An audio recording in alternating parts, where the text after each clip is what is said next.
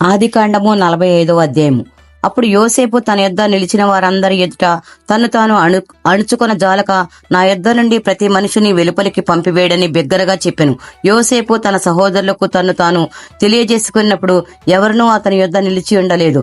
అతడు ఎలుగెత్తి ఏడవగా ఐగుప్తులను ఫరో ఇంటి వారును వినిరి.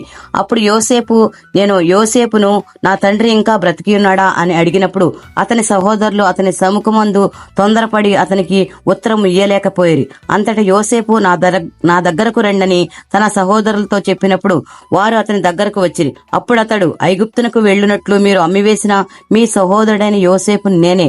అయినను నేనిక్కడికి వచ్చునట్లు మీరు నన్ను అమ్మివేసినందుకు దుఃఖపడకుడి. అది మీకు మీ సంతాపం పుట్టింపనీయకుడి. ప్రాణరక్షణ కొరకు దేవుడు మీకు ముందుగా నన్ను పంపించెను. 2 సంవత్సరముల నుండి కరువు దేశంలో ఉన్నది. సేద్యమైనను కోతైనను లేని సంవత్సరంలో ఇంకా 5 వచ్చును. మిమ్మను ఆశ్చర్యంగా రక్షించి దేశంలో మిమ్మను శేషముగా నిలుపుటకును ప్రాణంతో కాపాడుటకును దేవుడు మీకు ముందుగా నన్ను పంపించెను. కాబట్టి దేవుడే గాని మీరు నన్నిక్కడికి పంపలేదు. ఆయన నన్ను ఫరోకు తండ్రిగాను అతని ఇంటి వారికందరికీ ప్రభుగాను ఐగుప్తు దేశమంతటి మీద ఎలికగాను నియమించెను. మీరు త్వరగా నా తండ్రి యొద్దకు వెళ్లి అతనితో నీ కుమారుడైన యోసేపు దేవుడు నన్ను ఐగుప్తు దేశమంతటికి ప్రభునిగా నియమించెను, నా యొద్దకు రమ్ము, అక్కడ ఉండవద్దు. నీవు గోషేను దేశమందు నివసించదవు. అప్పుడు నీవును నీ పిల్లలను నీ పిల్లల పిల్లలను నీ గొర్రె మందలను నీ పశువులను నీకు కలిగినది యావత్తును నాకు సమీపముగా ఉండును. ఇకను 5 కరువు సంవత్సరములు వచ్చును గనుక నీకును నీ ఇంటి వారికి నీకు కలిగిన అంతటికి పేదరికము రాకుండా అక్కడ నేను పోషించదన్నాడని చెప్పుడి.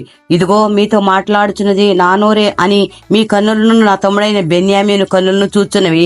ఐగుప్తులో నాకు కలిగిన సమస్త ఘనతను మీరు చూచినది యావత్తును నా తండ్రికి తెలియజేసి త్వరగా నా తండ్రిని ఇక్కడికి తీసుకుని రండిని తన సహోదరులతో చెప్పి తన తమ్ముడైన బెన్యామీను మెడ మీద పడి ఏడ్చెను.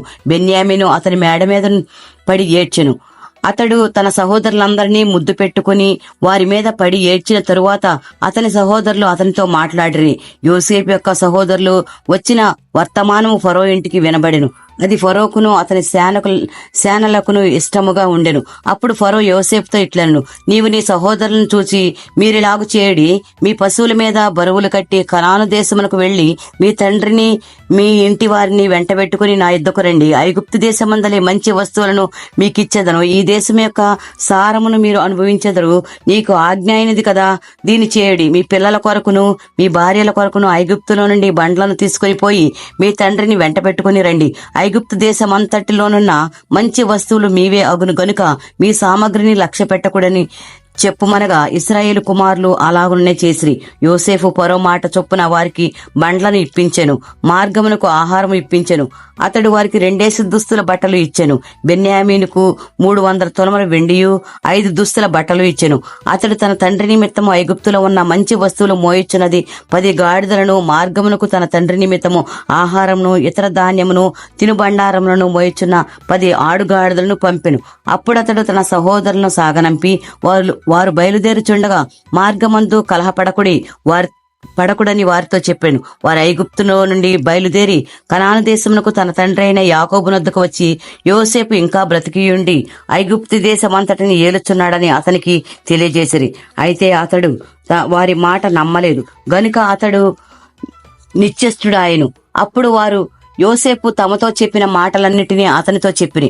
అతడు తన్ను ఎక్కించుకొని పోటకు యోసేపు పంపిన బండ్లు చూచినప్పుడు వారి తండ్రి అయిన యాకోబు ప్రాణము తెప్పరిల్లెను. అప్పుడు ఇశ్రాయేలు, ఇంతే చాలును, నా కుమారుడైన యోసేపు ఇంకా బ్రతికి ఉన్నాడు, నేను చావకమునుపు వెళ్లి అతను చూచేదనని చెప్పాను. దేవుడి పరిశుద్ధ వాక్యం దీవించును గాక. ఆమేన్.